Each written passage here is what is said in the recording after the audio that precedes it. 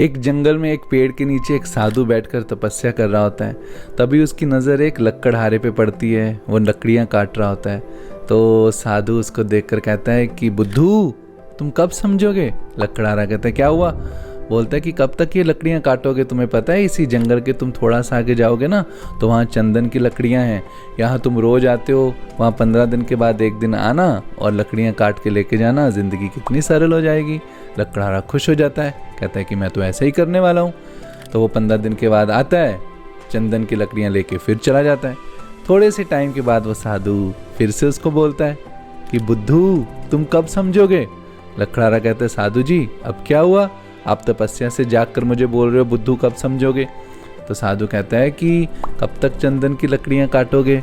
पता है इसी जंगल में थोड़ा आगे जाओगे ना तो वहाँ चांदी दबी हुई है, चांदी निकालो, महीने में एक बार आओ, बाकी पूरा दिन आराम करो। तो लकड़हारा बोलता है अच्छा आइडिया है। वो करना शुरू कर देता है। थोड़ा टाइम बीतता है, फिर से साधु कहता है बुद्धू कब समझोगे। तो अभी वो थोड़ा सा ऐसे हैरान होकर बोलता है कि साधु अब क्या हुआ। वो बोलता है कि इसी जंगल के थोड़ा और आगे जाओगे ना तो वहाँ पे सोना दबा हुआ है, सोना निकालो, 6 महीने में एक बार आओ और बाकी दिन आराम करो।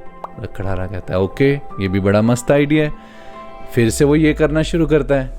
फिर एक दिन उसको साधु टोकता है बुद्धू कब समझोगे। इसी जंगल के थोड़ा सा और आगे जाओ तो वहाँ हीरे दबे हुए हैं, उन हीरो को निकालो, 1 साल में एक बार आओ और बाकी पूरा साल आराम करो। लकड़हारा कहता है वाह तो बड़ा ही ब्रिलियंट आइडिया है। तो वो करना शुरू कर देता है। अब 1 साल के बाद वो बिल्कुल जब अमीर हो चुका होता है, थोड़ा सा टेंस्ड भी होता है, टेंशन्स भी होती हैं और थोड़ा चिड़चिड़ापन भी होता है। साधु फिर से उसी पेड़ के नीचे बैठ के तपस्या कर रहे होते हैं और जैसे ही वो साधु के पास आता है उसके मन में पहले ही ये ख्याल आ रहा था कि आज ये मुझे फिर कुछ ना कुछ बोलेंगे। तो साधु फिर से उसको वही बात बोलते हैं कि बुद्धू तुम कब समझोगे।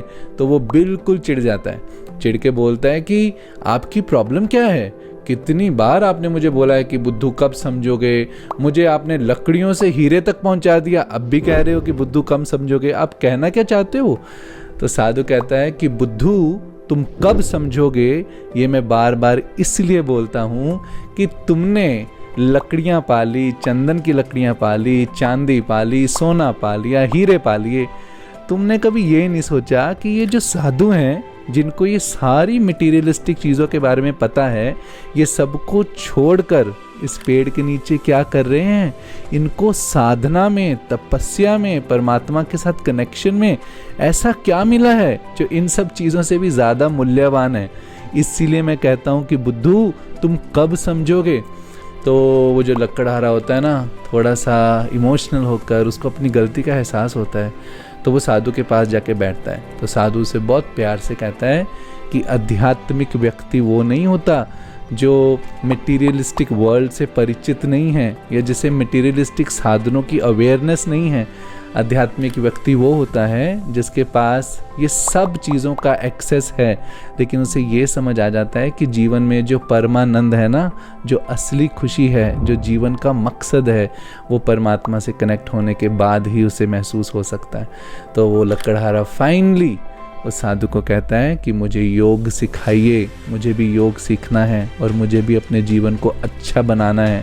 मुझे सिर्फ मटेरियलिस्टिक पोजेशंस को ही एक्वायर नहीं करना, मुझे अपनी ज़िंदगी को ट्रूली एलिवेट करना है। तो हमारी ज़िंदगी में अगर हमें इन सारे मटेरियल्स की अवेयरनेस है, वो बहुत अच्छी बात है कि हम काम कर रहे हैं, अच्छा करियर बनाना चाहते हैं, लेकिन उसके साथ साथ परमात्मा की याद और उनके साथ कनेक्शन को एक इम्पॉर्टेंस हमें देनी चाहिए।